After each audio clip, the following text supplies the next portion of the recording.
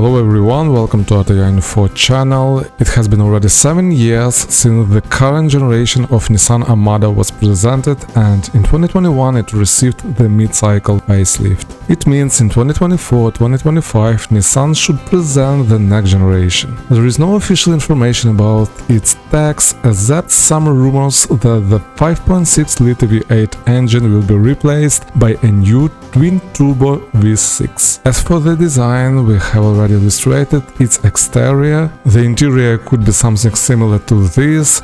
It is a cabin of the recent Pathfinder concept. So let's take a look at our new renderings of how we see the next generation Nissan Armada 2024-2025 model year with different color options. Don't forget to subscribe to our channel. See you in the next videos.